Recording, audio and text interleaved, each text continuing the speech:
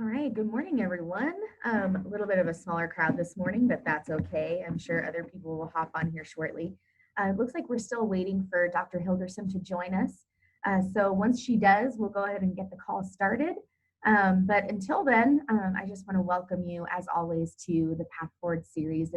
It's great to see so many familiar faces, even if it's not in person. It's great to see so many familiar faces join us from week to week as we keep checking in with community leaders, lawmakers, and more who are helping navigate our community through the COVID-19 crisis.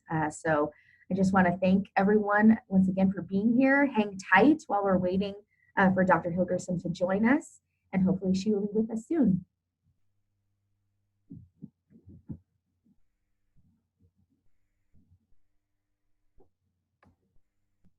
All right, Dr. Hilgersom, looks like you have joined us. Good morning. Yes, hi, good morning. Hi there, how are you? Good, very good. Excellent. So it looks like we've still got a couple folks hopping on the call. We'll probably get officially started here in about a minute or so. But until then, I just want to welcome you and thank you for joining us. We've got some people on the line who are very interested to hear more about your thought process and your strategy when it comes to operating one of our most important institutions in the region, TMCC, through the COVID-19 crisis. So thank you so much for taking the time out of your undoubtedly busy schedule to join us and speak with us today. My pleasure, thank you. Yes. So before we get started, why don't you just go ahead and tell us a little bit about yourself for those who may not be familiar with your work and your history. So I'm Karin Hilgersom, president of Truckee Meadows Community College, and very happy and proud of my work with TMCC. Truckee Meadows Community College is a wonderful institution, and it looks like we've got about 9 participants on the Zoom call today. And it does make me always wonder how many of the participants have already accessed a course or a workshop at TMCC. And I'm looking at Janus, and I wonder if that's the same Janus that's on our Institutional Advisory Council, and if it is, Foundation Board, excuse me. And if it is, hi Janus, I hope everything's well for you too. So hi Karin, yeah, absolutely. I'm happy to be here to support you. Well, thank you. Yeah. So TMCC is a comprehensive community college. We serve about 12 to 13,000 students on the credit side annually. About half of those are headed for a university. So they complete their 2-year Associate of Arts degree and they transfer. Many of them transfer to the University of Nevada, Reno. And I'm so happy to report that we were recently commended for the fact that we are transfer trouble spot free with the University of Nevada, Reno. So a student can really transfer seamlessly in all of the programs to the University of Nevada, Reno. So that's a really wonderful partnership too. And then the other half of our students are in workforce careers. That includes really 2 big buckets of career options: health careers, so things like nursing, CNA, paramedic, radiologic technician, even veterinarian technician. And then it includes some of the technical areas, so advanced manufacturing, computer coding, as well as computer science. It includes automotive, diesel repair, computer-aided drafting. I mean, I could go on and on because we have about 80 programs college-wide. So anyway, it's a comprehensive community college with a lot of great faculty and staff, and it's been my great honor to serve as their president. And I'm heading into my 5th year now as the president. I think I have that right, yes, so. Fantastic. Well, congratulations. And I know when I was part of the Chamber's leadership program in 2018, we toured your facility and saw one of your facilities and saw some of the technical programs in motion. And it was something to be seen. It was pretty incredible. So I commend you and thank you for your work. And just a quick reminder to everyone on the call as we're going to launch into our questions, that if you have any questions that come up during the call for Dr. Hilgersom, please use the chat function to ask those questions, and we will go ahead and reserve some time at the end of the call to make sure to answer as many of those as possible. So get those questions coming. So before we get into some particulars about COVID-19 response, do you mind sharing with us just some of the nuts and bolts of how the school year is going to look, at least from what you know today? We know it's an ever-changing landscape, but what do you know today about how the 2020-2021 school year is going to play out? So I know a lot about fall term. Fall term, we made some of those decisions at TMCC over a month ago. And at TMCC, I formed a COVID-19 response team. And that COVID-19 response team, which has really been meeting since the very beginning of the pandemic in March, maybe even late February. But the team has grown, and then there's all kinds of committees that are offshoots of that team. And so we made quite a few decisions really in the month of June. And those decisions, I think, have hopefully reduced some of the uncertainty. Fall term, 70% of our offerings will be online. 30% of our offerings will be face-to-face, and those are typically the areas where you really can't create a competent graduate unless they have hands-on. So that does include most of our health careers require hands-on skill-based training. And then, and also some of our professional technical areas. You know, there are certain types of equipment that a student needs to learn how to use with their hands. And so those courses are actually, they've been going on this summer. And we use all of the special protections that we need to have during COVID. Masks, socially distant spaces, 6 feet apart, hand washing. Some of the programs, every single day the students check in at a campus location, they have to fill out a questionnaire similar to what some of you have experienced, as so have I, at a doctor's office or a dental office, that, you know, do you have a temperature? Did you travel? All of those things. So we try our best to follow CDC guidelines, Nevada System of Higher Education guidelines, which align with CDC guidelines, and of course the Office of the Governor and Washoe County Public Health. So when we do offer face-to-face classes, we are trying to do it as safely as possible. That said, any class that can be done online in a productive way, the faculty decided that that is the preference, and I've honored that decision, and I think it was the right decision, especially knowing that as we near the end of the month of July, infections are still continuing to increase in the state of Nevada. And so I'm really glad that we made that decision.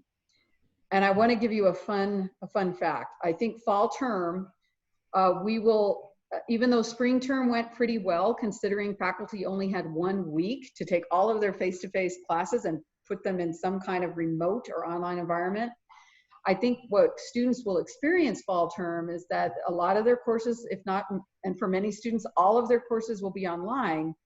But I suspect that the online educational experience will be much better than it was in the spring, because we know that our faculty, part-time and full-time, have availed themselves of numerous online trainings and technology sessions this summer. And to give you an example of what I mean, last year at this time, we had about 20 enrollments in our courses related to online teaching. This summer, as of a couple of days ago, we had 1,498 enrollments in our online workshops. And what that means, and some people might take 3, so that's duplicated, because we have about 180 full-time faculty, and then we have about 300 part-timers. So some of those individuals were taking 3 workshops, for example. But what we saw this summer was an appetite on the part of TMCC faculty to figure out the very best tools so that they can have a superior online experience in the fall. And I am so proud of them, because they did not get paid to participate in those workshops.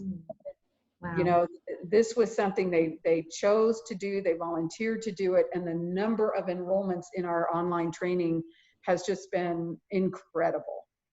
Oh, wow. That is truly great to hear, that that appetite amongst faculty is so ambitious and so ready to tackle those challenges and serve your students in the best way possible. That is fantastic.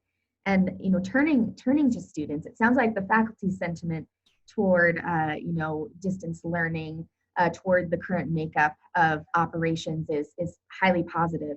How would you say the sentiment is among students? Are they eager to be part of distance learning? Are they excited to continue forward in their education, even though it may be not their ideal or not a situation that's of their choice?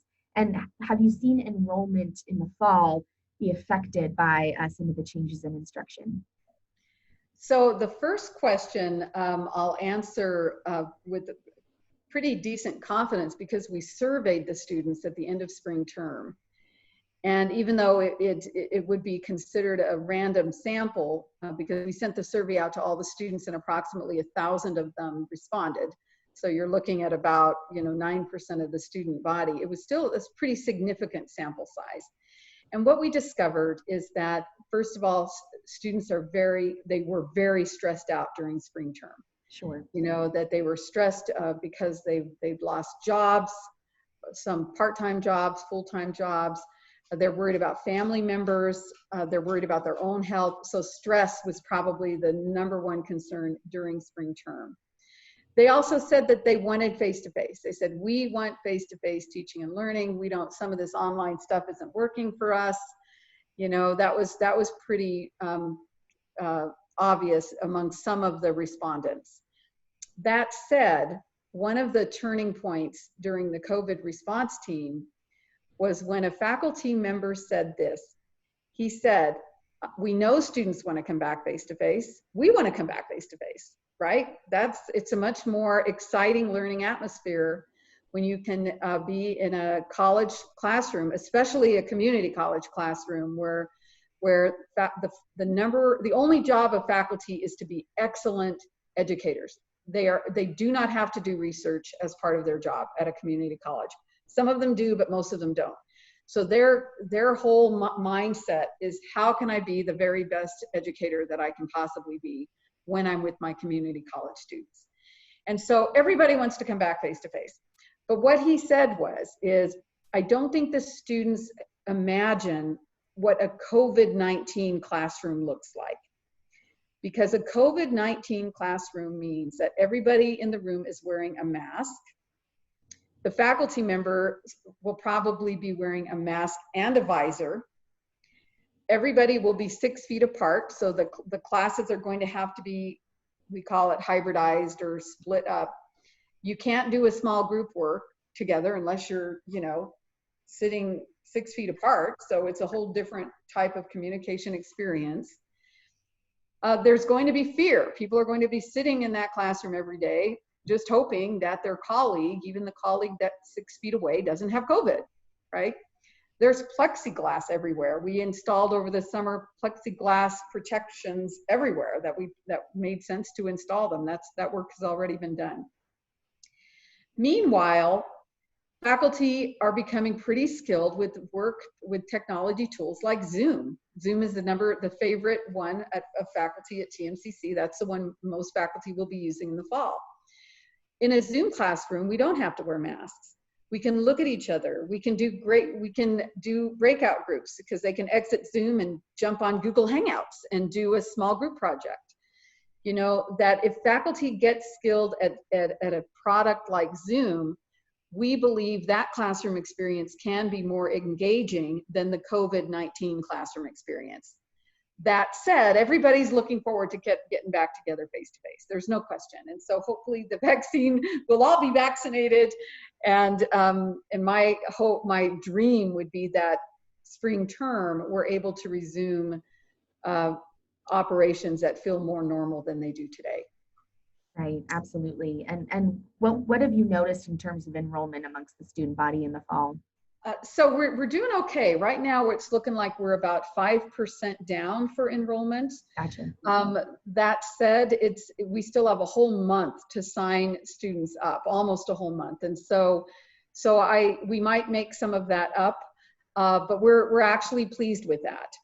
And what's hard to describe to our community is that we're no longer funded on enrollment. Enrollment is a secondary driver of the state funding.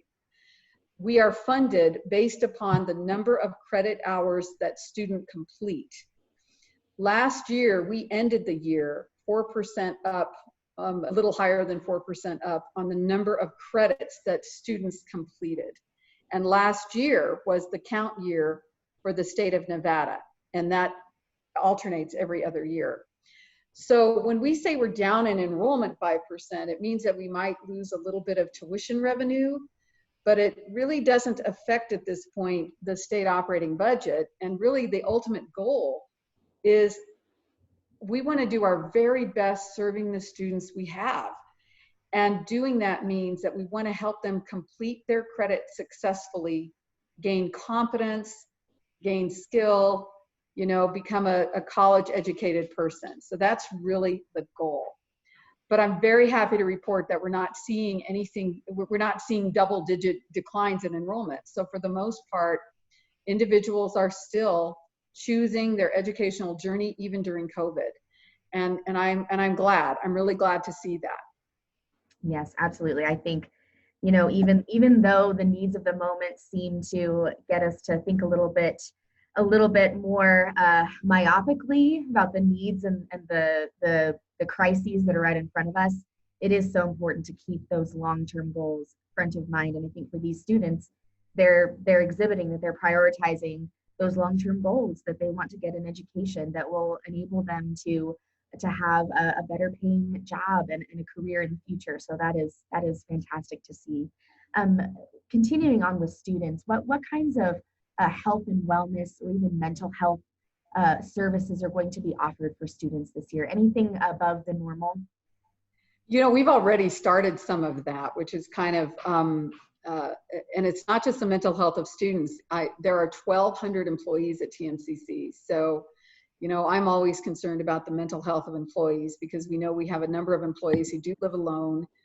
Their job functions may have changed because of the work of a COVID lifestyle, right?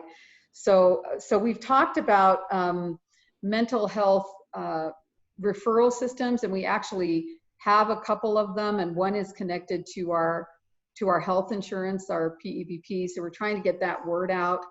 We also have trained counselors on our staff, and they have continued their work and they usually use Blue Jeans as their app.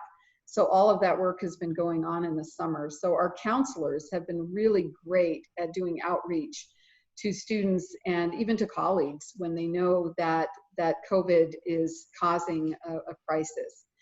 All of that work continued, you know, has been occurring before COVID. We had been planning on hiring a full-time psychologist, preferably a PhD, very, you know, high level, just before COVID.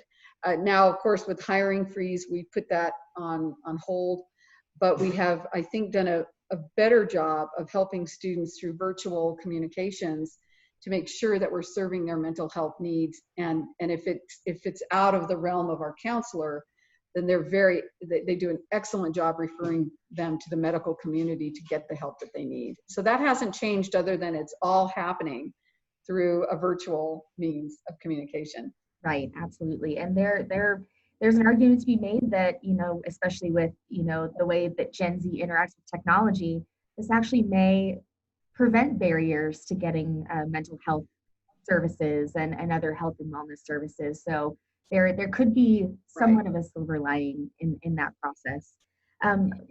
Kind of staying along that theme of virtual services, virtual instruction, I asked the superintendent of Washoe County Schools, Dr. Kristen McNeil, the same question last week on a call with her. And I want to ask you as well, what are some of the big concerns and hurdles that you foresee, even if they're present day or long term with distance learning? And I know you've already kind of addressed some of the benefits of distance learning, especially as it pertains to the comparison of what it would be like to really be in the classroom with diminished, you know, opportunities, wearing masks, et cetera, being distanced. But what are some of the things that you think, aside from that could be really beneficial about distance learning? So I'll say that to me, I've been thinking about distance learning for 15 years, and I think there's really two areas that are really hurdles. One area is just student learning styles. You know, students are unique people, just like all of the participants here today. And individual students have very different learning styles. And some students, even though they can do distance learning or online learning, they don't like it as much. They're social, they like the human interaction, you know, they like feeling the energy of a live setting. We have students who need a lot of help in some of our tough subjects, our high-level math, for example, some of our sciences, our pre-engineering courses, you know, and that kind of sort of that feeling that you're being cared for as you struggle through those academic areas doesn't necessarily translate online as well as it does in a face-to-face setting. And so I think the biggest hurdle is that it just doesn't, some students, it's just not their learning style. They prefer another type of modality. That said, I think the second area of concern is infrastructure. And so what I have just been amazed about is that the infrastructure has been holding up extremely well. When we moved all of our online courses during the month of March, and there was 1 week, and I thought to myself, oh my goodness, is our network going to stand up to this? I mean, if everybody jumps on Zoom or Blue Jeans or the Canvas Big Blue Button or Google Hangouts, and the preference of faculty is, and this is true in the fall, there's two types of online. There's synchronous and asynchronous. And synchronous is what we're doing here today. We're all tuning in at a time and we're together. Asynchronous is more of the traditional online, where a faculty member might post compressed video files, lots of written assignments, discussion boards, but you can tune into that anytime you want. And TMCC has been doing that incredibly well for over a decade. And we enjoy approximately 5,000 enrollments every year in those online asynchronous courses. So a lot of students take 1 online and 2 face-to-face, very common. I'm happy to report we have had very few glitches at all, even though we've moved over 8,000 meetings and appointments online, hundreds and hundreds of course sections. All of my leadership team meetings and other meetings are online. We have the infrastructure. It's been working incredibly well. And 10 years ago, that would not have been the case. But I do think it's something we always need to keep our eye on, that as industries and really innovative startups create even better tools for online communications and education, it's probably going to keep sucking up more of what we need infrastructure-wise to keep it pretty smooth and pretty enjoyable and fun. So infrastructure, and then keeping in mind learning styles. You know, it's some of the most, the best examples of online colleges are often, when you really look at it, they're for people who already have a bachelor's degree. So, you know, yes, they're very independent learners. They read well, they write well, and they can jump in an online course and have a great experience. But for most freshmen, whether it's at a university or at a community college, they're not quite there yet. They're just not. And so, so although there's so much more we could do with online, I would never want to totally replace the face-to-face with online, because I think you do lose a sense of spirit that some people just can't impart over the, you know, the Zoom waves. It just doesn't work for them. Right, absolutely. I think you're spot on that there will always and should always be a place for face-to-face instruction. Sometimes that is how we learn the best, even from someone's affect, not even just the words they're saying, but how they're saying them. But at the same time, it definitely shows that, you know, the attention that you and your staff have paid to creating that infrastructure for the last decade is really paying off and coming to fruition now more than it ever has. And so kudos to you and your team for prioritizing that ahead of time, so that when crises like this arise, you can pivot a little bit more easily. That's fantastic. So talking about, I want to turn attention to the workplace training programs that you have. We know that TMCC is, and this isn't really an understatement at all, instrumental in providing the future workforce for the industries of Nevada's best future. We're seeing so many more tech companies set their sights on Nevada, come plant their roots here, and they need a robust workforce. And that goes for many other industries as well. And healthcare is one that certainly TMCC specializes in also. What do you see the COVID-19 pandemic doing to that workforce pipeline long term? Do you see negative effects? Do you see positive effects? What do you think? So it's interesting because I see a negative effect on the hospitality tourism side that's very concerning. And I hope that that is relatively short-lived, but I do think just in doing reading and keeping up on current events, I think the casinos are, boy, they've got a tough job ahead reinventing themselves. Indeed. And I hope that small restaurants and even big restaurants can come back from this, because I sure miss going out to lunch and nice dinners with my husband. It's one of our favorite things to do, you know? Absolutely. Yeah. So, so hopefully that will rebound, but I do think it'll be a while before that rebounds. And I think we really do need to, I hope TMCC can help provide the space for how we think through a reinvention of hospitality and especially restaurants. You know, we do have a great culinary arts program, and we have now, we do offer, and the Chamber helped us kick off this, the first Northern Nevada hospitality and tourism degree, a 2-year degree, which transfers to UNLV, which is really wonderful. I do know that the UNLV is really doing some excellent work on trying to provide a space in Southern Nevada to think through some of the changes that will have to happen in that industry. I also think, though, that there's positive news on the manufacturing side. You know, I mean, we are hearing that manufacturers, some of them are experiencing an uptick in business right now, and some of it is because they've shifted their productions to things like ventilators, for example. We also see that startups, especially those related to computer applications and blockchain technology, those are still coming to Reno, and I think they're still hanging on and surviving. And I think TMCC can play a unique role in providing the workforce that they need at various levels, whether it's a 6-month full stack web developer or mobile app development. We're working on that, developing that program right now. And because we think that a lot of businesses, even ones on this call, would be interested in contracting with people who know how to develop mobile apps that are unique to the needs of a particular small business, for example. So I don't think, you know, automotive and diesel equipment, that's not going to go away.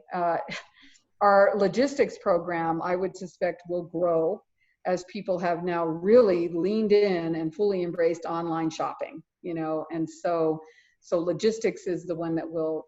So I think for us, it is more of a pivot.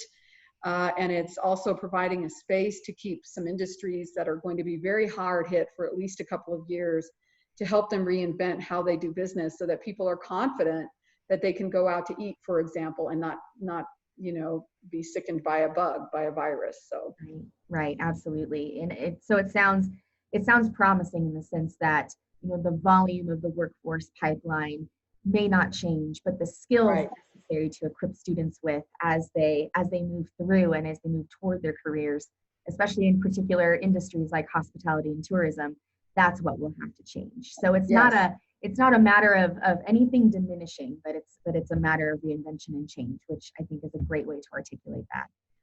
So I think we've got about one minute left, and so we'll try and squeeze in one more question with you, if that's okay. Sure. I mean, we've spoken now about workforce programs in particular in terms of long-term implications. Turning attention back to TMCC as a whole, what do you see are the long-term ramifications of COVID-19 in TMCC's future? So I think right now what we're trying to figure out is providing access, even though we know that there are people in our community right now who are pretty stressed out, and yet they might be sitting at home stressed out, not even realizing that there's a local 2-year college that's extremely affordable. In fact, it might even be free. Depending on the program they choose, there could be state aid available, scholarship aid, federal aid. It's probably, you know, for many individuals who have recently become unemployed or underemployed, we could probably find a way to get them to TMCC for free. We also have CARES dollars that we will continue to distribute in the fall for 2 students as emergency aid related to COVID, on top of any other aid that we can provide to them. So I think what I hope happens, but I also worry about this, is sometimes when people feel stressed, they sort of shut down and they enter a kind of a limbo, and we don't want that. What we want are our community members who do not yet have a certificate or a 2-year degree, or maybe they have a bachelor's degree in a field that's now obsolete, and they need to come and reinvent themselves. And they might even need a job fast. So they want a short-term training program so that they can get a job fast. We are here for them, and now is actually a good time to avail yourselves of public higher education through TMCC, because you can get educated from a home computer.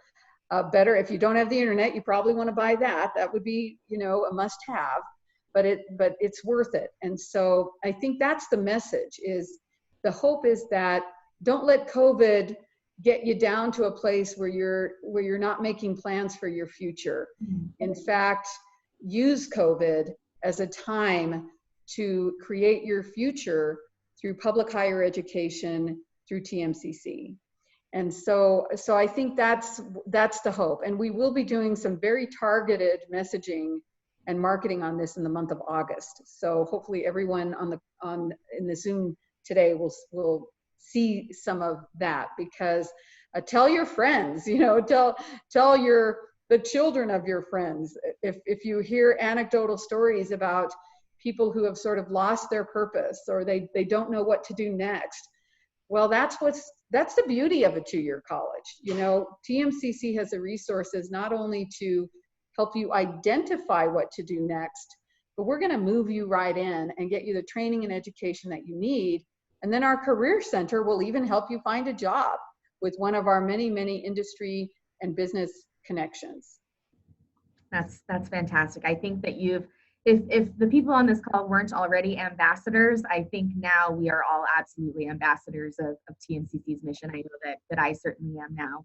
And I'm proud to be Nevada educated. I really am. And I'm grateful. I know several graduates of TMCC, and I know that they have gone on to be successful and meaningful contributors to our community. And so I want to thank you for all of your work in making that happen, your team, your staff, your faculty, your students, and I know that we're all grateful that we have such an upstanding institution to make its home here in the Truckee Meadows.